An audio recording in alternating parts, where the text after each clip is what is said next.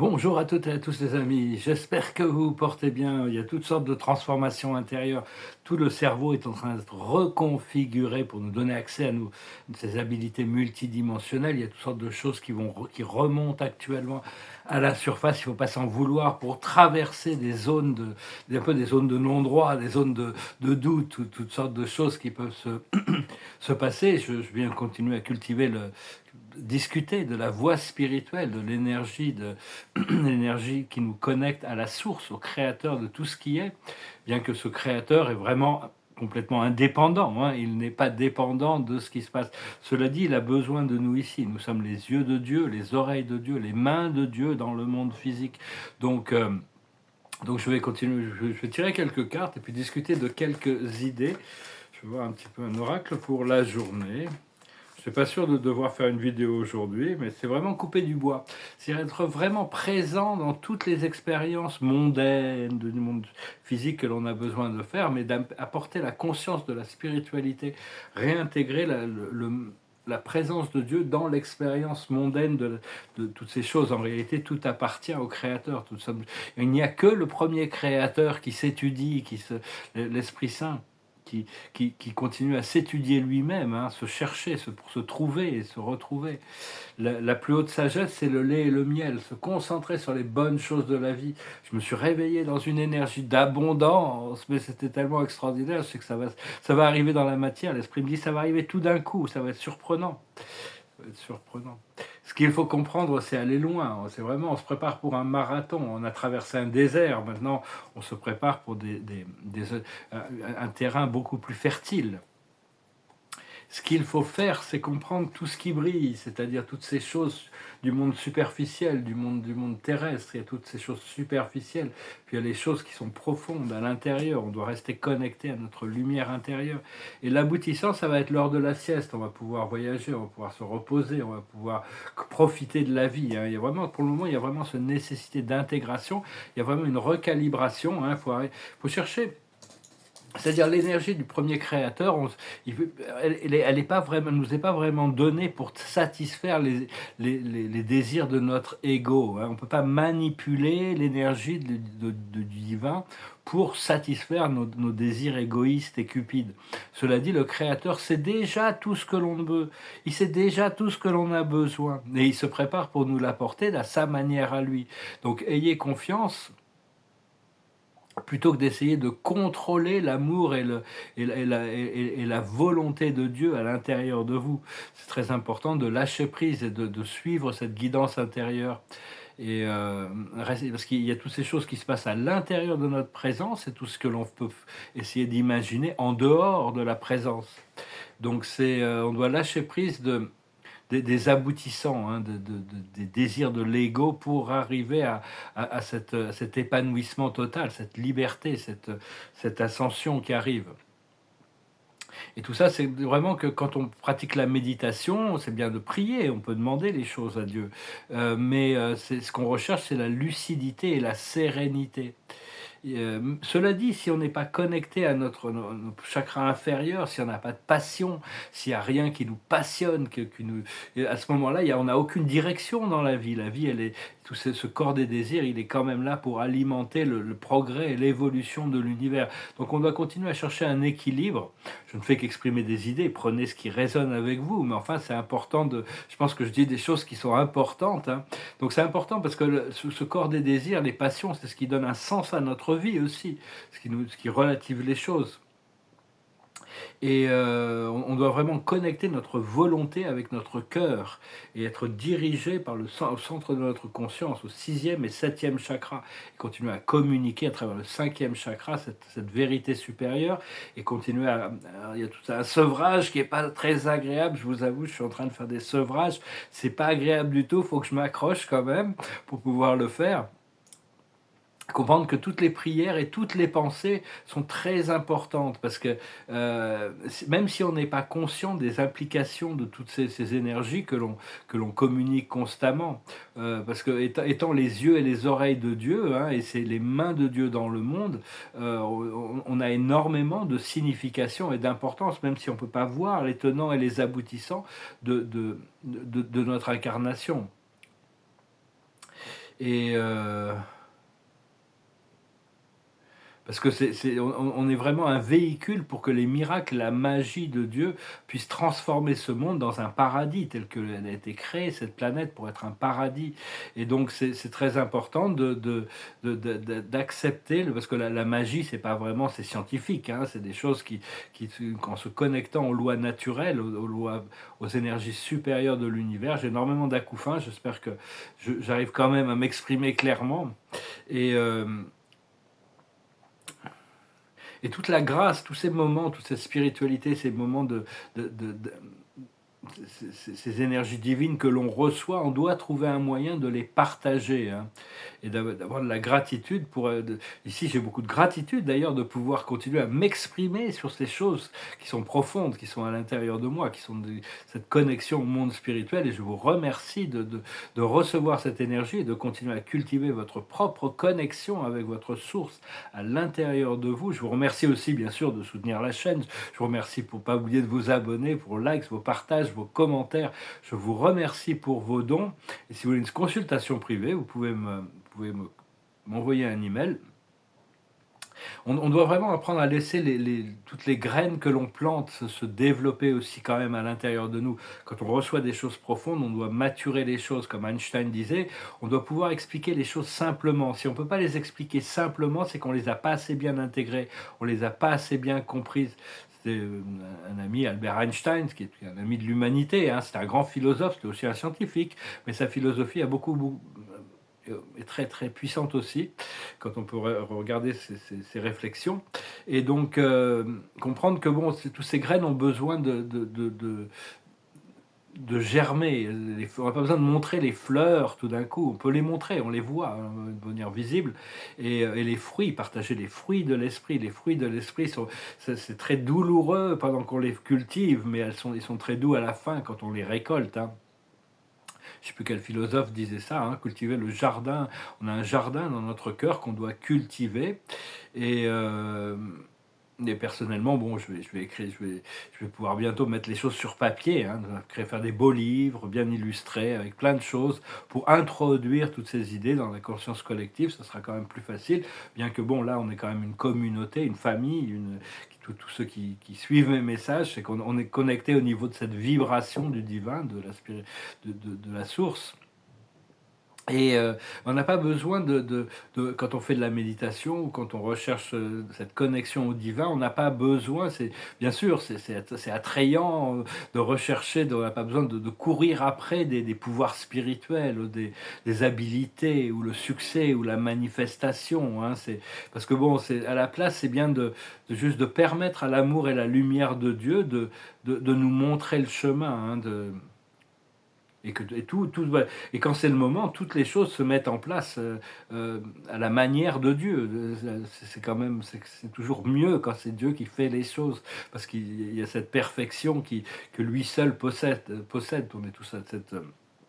Enfin, je partage encore une fois, je fais que partager ma conscience de ces choses, mais de cette réalité qui est il y a toute cette réalité universelle, cette perfection divine, comme Platon concevait cette idée comme le monde des idées. Et puis il y a une manifestation qui est quelque chose d'inférieur, mais c'est grâce à cette infériorité, grâce à ces ombres, notre ombre est très très belle en réalité. Toutes nos ombres, tout ça, c'est très très beau, ça participe. C'est justement ce que la perfection, qui est notre partie parfaite, aime travailler avec ses ombres, parce qu'elle se sert de toute cette ignorance et de ces expériences pour sa propre évolution spirituelle. Donc il y a vraiment un sens au-delà de ce que l'on peut imaginer.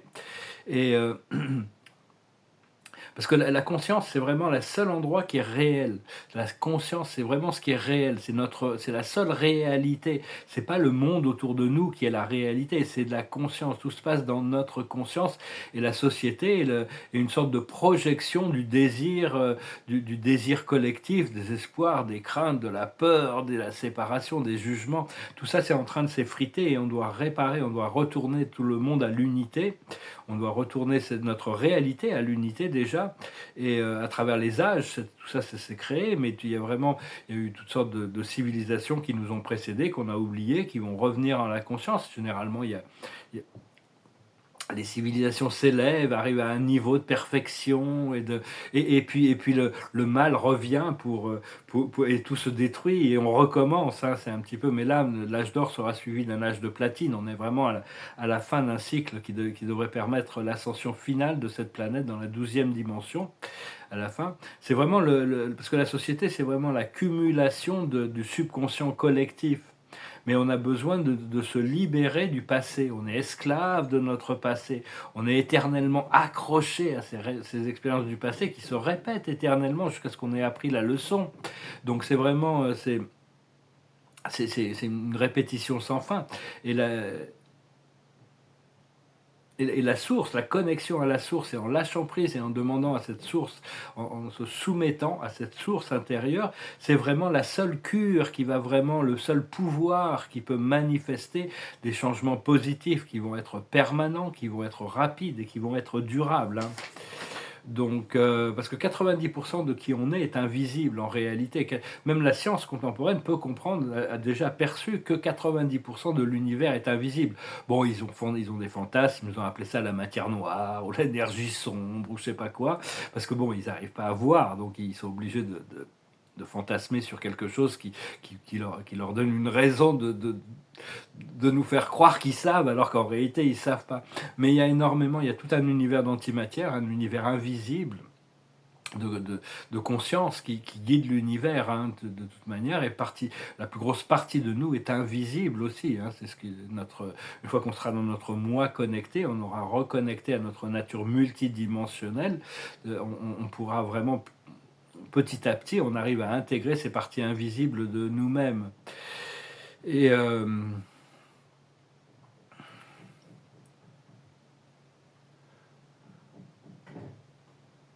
parce que bon, on doit être ouvertement visible comme la présence, la manifestation de la divinité sur Terre. Mais seulement, il y a beaucoup de choses sur lesquelles on doit rester discret, parce que c'est des choses qui doivent se révéler progressivement. C'est Shakespeare qui disait, il faut toujours montrer moins que ce que l'on a, et toujours dire moins que ce que l'on en sait. Donc il faut toujours arriver à calibrer, mais c'est bien d'avoir quand même une réserve de connaissances, des choses que l'on peut continuer à maturer à l'intérieur de nous, et quand c'est le moment, ça vient naturellement. Euh, il y a eu énormément ce qu'il faut comprendre, qu'il y a beaucoup d'extraterrestres négatifs qui contrôlaient ce monde, qui ont créé des implants énergétiques sur la planète, qui sont en train d'être désactivés. C'est des programmes d'artificial intelligence qui créent le fait que on peut arriver à s'élever dans la spiritualité, mais on est ramené toujours dans des profondeurs, des choses très très lourdes, et donc qui fait baisser la fréquence à travers des jugements, à travers la culpabilité, à travers le mode de victimisation. Ça, c'est complètement artificiel. Il faut essayer de ne pas tomber dans ces énergies, de ne pas succomber à ces énergies technologiques qui veulent garder l'humanité sous une fréquence basse, hein. Tout ça, c'est des programmes, c'est un peu comme si on se faisait attaquer émotionnellement, parce que ces intelligences ont accès à toute la cache aussi, et donc elles peuvent se servir de mémoires négatives pour nous les resservir dans notre esprit. Il faut vraiment pardonner, lâcher prise et ne plus leur donner de pouvoir. Personnellement, j'ai besoin de réveiller une partie de mon âme qui me cause beaucoup de douleur, de souffrance, hein. Parce que même si j'arrive à casser la connexion, j'arrive à me séparer de la connexion, mais c'est vraiment que ça m'apporte juste un repos temporaire, parce que bon, ça revient, c'est un fragment de mon âme qui est tellement profondément connecté, tellement anciennement connecté, c'est une autre âme, mais c'est une partie de mon âme, donc je pense que à long terme, la seule manière, ça va être de récupérer cette partie de mon âme pour l'avoir avec moi. Comme ça, à partir de là, les choses devraient arriver. Merci à Dieu, les ressources vont arriver qui vont me permettre de pouvoir faire ça. C'est un peu. Donc, parce que en réalité, il y a le monde de la 3D, le monde des sens que l'ego reconnaît comme réel, toute cette séparation, le temps linéaire et tout ça, c'est vraiment l'illusion qu'on doit se séparer pour rentrer dans la 4e dimension et au-delà, pour rentrer dans l'unité, hein, le temps quantique. C'est que le temps est une spirale d'énergie. Mais pour ça, on doit stabiliser notre centre et pour ça, c'est constamment, on doit renforcer notre connexion, à appeler et se souvenir on est connecté à la source, au premier créateur. L'amour, la sagesse et le pouvoir. C'est l'amour et la sagesse de Dieu qui lui donnent un pouvoir éternel, qu'il pratique éternellement. Et pour ça, nous, on a trois flammes sacrées. La flamme bleue du pouvoir à l'intérieur de notre cœur sacré. Vous pouvez visualiser cette flamme bleue. Flamme bleue, c'est le premier rayon, la flamme rose de l'amour et la flamme jaune de la sagesse.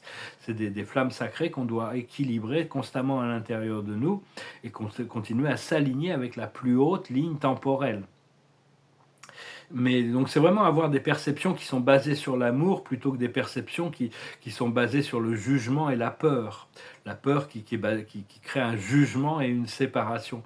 Et en faisant ça, on réaligne tout le collectif.